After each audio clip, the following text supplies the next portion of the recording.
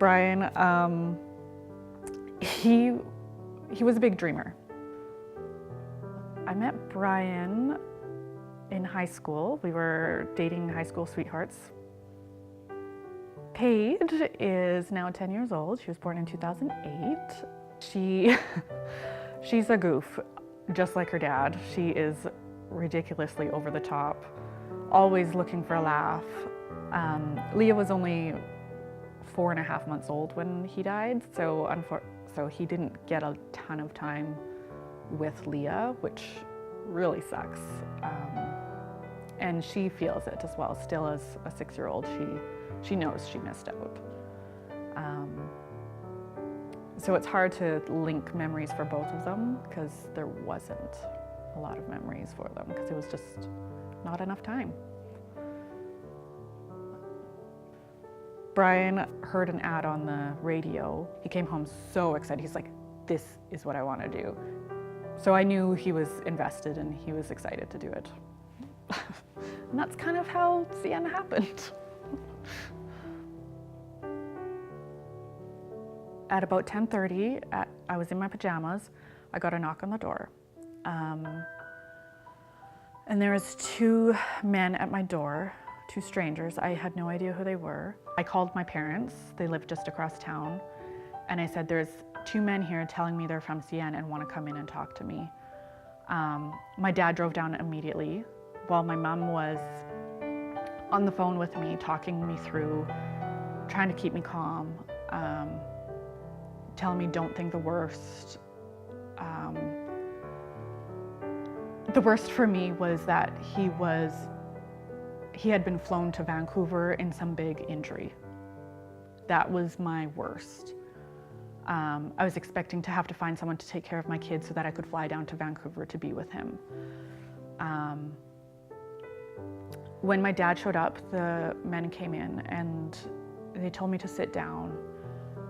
And I remember just looking all over my house, seeing pictures of me and Brian and my girls and seeing all of our things in our house, in our home, and trying to compute what was happening. And they told me there was an accident and it was fatal and Brian had passed away. There's so many thoughts that fly in your head during those moments. It's a whirlwind of shock, and your brain and your body are crazy. I don't understand how they function in those states. I don't know how you can breathe. And yet they do. I remember thinking things like, how am I going to tell my kids? We had to go tell his parents. Katie, she was such a devoted, loving mother. Her worst fear was losing her children. So I knew this going in, and I knew I had to tell her that her son was gone, her firstborn. And I had to plan a funeral.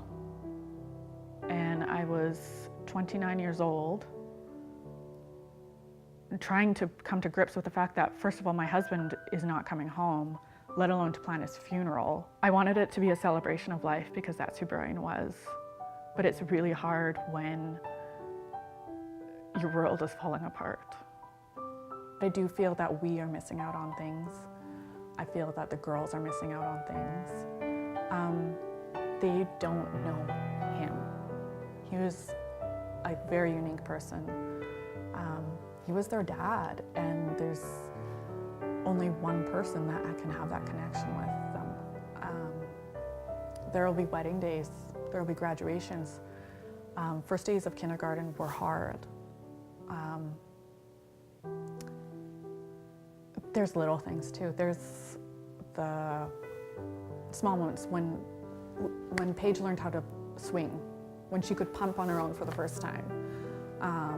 Leah riding her bike. It's lots of things. It's big and little that I wish he was there for.